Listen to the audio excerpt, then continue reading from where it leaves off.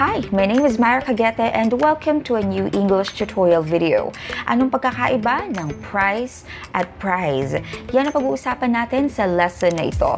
Listen carefully because there will be a quiz at the end of the video.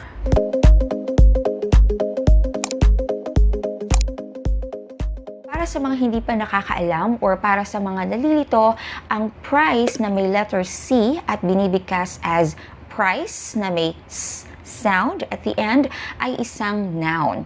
Pwede rin itong maging isang verb. Pero as a noun, it means the amount of money that you have to pay for something. In Filipino, ang ibig sabihin nito ay presyo.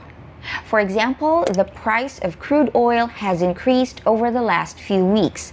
So, price of crude oil, presyo ng crudo. As a noun, it can also mean the unpleasant things that you must do or experience in order for you to achieve something or as a result of doing something. Ang maaaring ibig sabihin nito sa Filipino ay kabayaran o kaya kapalit ng isang bagay. Usually, ang structure na ginagamit natin ay price for something or price for doing something. For example, giving up his job abroad is just a small price for his children's happiness. Yung pagtigil niya sa trabaho ay isang maliit lamang na kabayaran para sa kaligayahan ng kanyang mga anak. A small price for his children's happiness. Someday you will pay a price for cheating on your partner, or someday you will pay a heavy price for cheating on your partner. And balang araw ay magbabayad ka or magkakaroon ng isang matinding kabayaran ang panloloko mo sa iyong partner. A price for something or a price for doing something. So yung doing ay yung ing form ng inyong verb. Cheating is the ing form of the verb cheat. As a verb, price means to decide or to set the price of something that's for sale. So, ang ibig sabihin, yung pag-decide or yung pag-set, pag-desisyon sa kung magkano ang presyo ng isang bagay na itinitinda. You can use the phrase to be priced at something. After ng at, pwede niyong bagitin kung magkano yung presyo na isinet para sa produktong yon.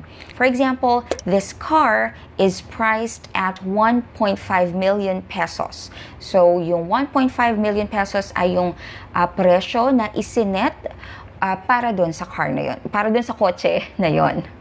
The tickets are priced at 500 pesos each.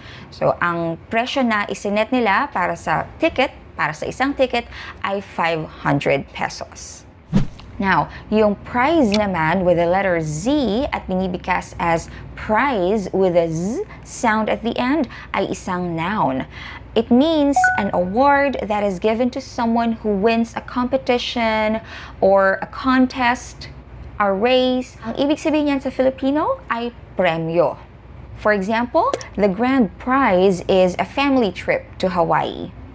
Or in this year's competition, you can win a prize worth 1 million pesos. Prize can also be a verb.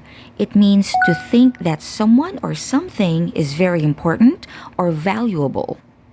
When you prize something, it means that you greatly value it. For example, a lot of people say that the Japanese prize personal relationships in doing business. Sa sentence na to, ang ibig sabihin ng prize is greatly value. Ang ibig sabihin, the Japanese greatly value personal relationships in doing business. Ang prize as a verb ay hindi karaniwang ginagamit. Now let's start the quiz. Complete the following sentences using prize or prize. Number 1, he won a blank in a singing competition. Prize or prize?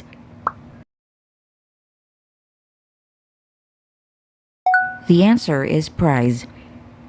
Number 2, I don't think your products are reasonably blank. Priced or prized? The correct answer is priced.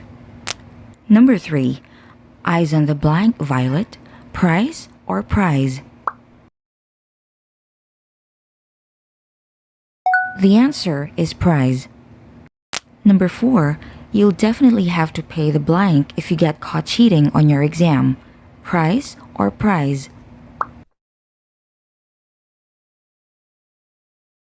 The right answer is price.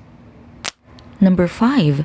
He is someone who blanked truth and decency above all things. Prices or prizes?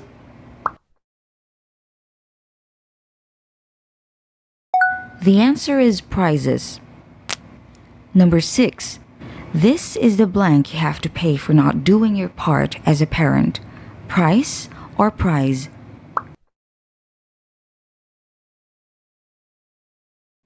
The correct answer is price. Number 7. We prepared small blank for the games. Prices or prizes? The answer is prizes. Number 8. It's not about the money, money, money. We don't need your money, money, money. We just wanna make the world dance. Forget about the blank tag. Price or prize?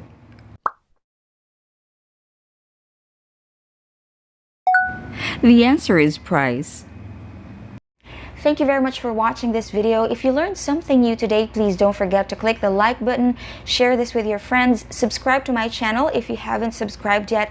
Do not forget to click the notification bell right next to the subscribe button, and I'll just see you again next time.